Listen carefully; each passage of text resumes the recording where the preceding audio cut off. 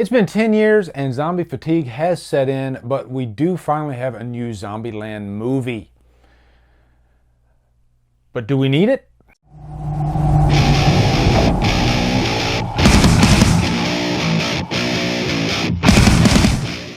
Zombieland Double Tap stars Woody Harrelson, Jesse Eisenberg, Emma Stone, Abigail Breslin, and is directed by Ruben Fleischer.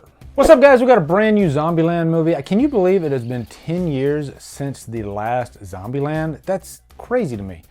And funny little anecdote to that is the finale of the first Zombieland was filmed at Wild Adventures in Valdosta, Georgia, which is where I lived before we moved here to Melbourne, Florida. Would you believe that I still to this day have never set foot on Wild Adventures? And my daughter actually worked there. So I don't know, that's kind of crazy. The first Zombieland is really good. I think it's, if I did like a top 5 zombie films, which I have done actually in my first year on YouTube, I did a top 5 zombie films. Did I put Zombieland on there? If I didn't, I should have, because it is a good zombie movie. And I think the zombie genre is tough to crack because how do you stand out? And I think the first Zombieland does that, you know, with all the rules that are set up and everything. The comedy really lands for the most part. You have some interesting characters in there, especially Jesse Eisenberg, who plays Columbus, and Tallahassee, played by Woody Harrelson. I mean, the whole gang, they work really well together. Great chemistry. So the problem here is that it's 10 years later, and I think it might be like at least 5 years too late.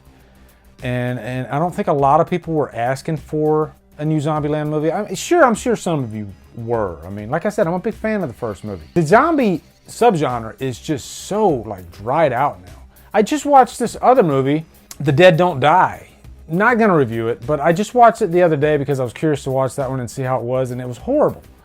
You know, it's just, the zombie genre just, I think it's just so played out. The only one that I'm really wanting is like the weeks later, days later. Those are the ones that I'm looking for. But I digress.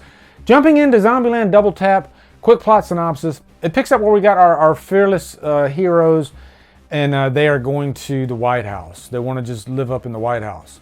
And it's, you know, the one thing I love about the Zombieland franchise, I guess you could call it a franchise now, is they have those funny, hilarious opening credits, and there's a Metallica song that plays at the beginning of this one, like in the first Zombieland.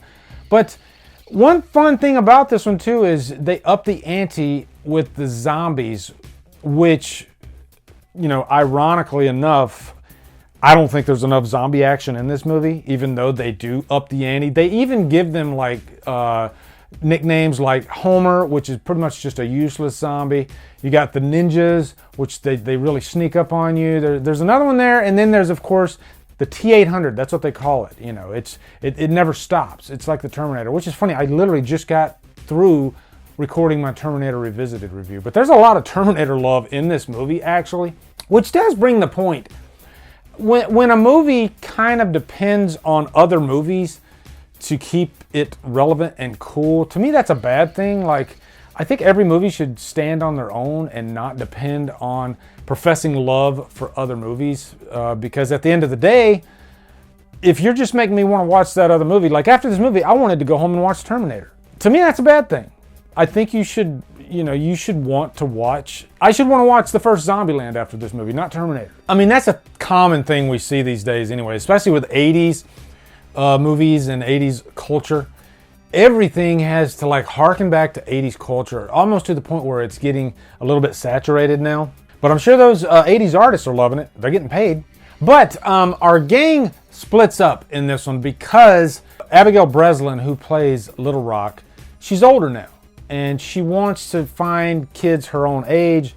And so she ends up leaving the crew by herself, which is actually pretty crazy to me if you're in a zombie-plagued world. This teenager's going to go off by herself. And she meets this guy who's this hippie guy named Berkeley, who's kind of a wasted character in the movie. He's just annoying. He's a caricature, pretty much. And she does leave with Wichita, played by Emma Stone. And so, they're, like I said, they're all kind of split up. And, you know, you get the same zombie stuff. But really, this movie just feels like any other zombie movie. It doesn't stand out as much as the first Zombieland does, which is a shame. There are some interesting anecdotes in here. This is a fun, like, Saturday afternoon movie. Like, I wasn't pissed off when I left or anything. I had a decent time with it. Some of the new characters that pop up, I don't think they really serve the story that well. There's one character, Madison, played by Zoe Deutch. She's playing this Bally girl, but it's like a hyper version of the character. And it's like a funny joke for like the first 10 minutes, but then she really overstays her welcome and gets annoying quite a bit. She presents that like love triangle between Jesse Eisenberg and Emma Stone, their characters. Now, I will say Jesse Eisenberg is probably my favorite part of this movie.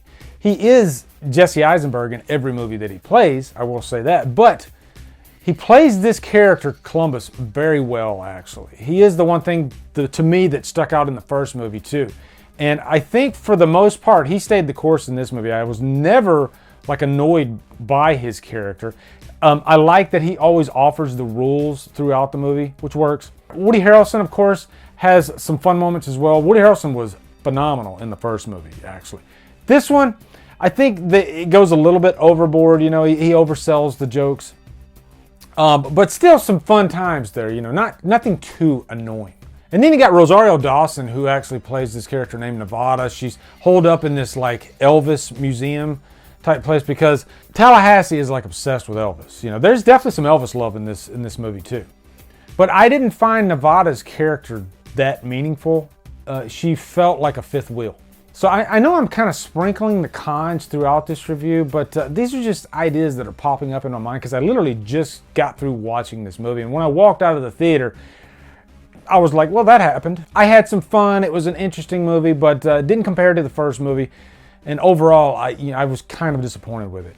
It's not a movie I'll ever watch again. I'll definitely watch the first Zombieland again, but this one, probably not so much. But overall, guys, at the end of the day, I'm going to give this movie a humdrum. It's just a straight down the middle humdrum. If you go on a Saturday afternoon, get some popcorn, you'll have a decent time. It's not bad at all. Out of the stuff that I saw this weekend, I think it's probably the best, but that's not saying much. I saw Maleficent, which was okay. And like I said, The Dead Don't Die. Those are the three movies I watched this weekend. This is the only one that I'm going to review because I just don't have the time to review the other two movies. Plus, I got other stuff coming out. I got top 10s coming out. So, but yeah, that's my Zombieland Double Tap review. Post in the comments your thoughts on this movie. Let me know. Also, be sure to come over to Killer Flicks where we talk horror all day and every day. And on Fridays, we do Free for All Fridays. Follow me at Drumdums on Facebook, Twitter, Instagram, and Letterboxd. Anyway, guys, thank you so much for watching. Have a great day and double tap.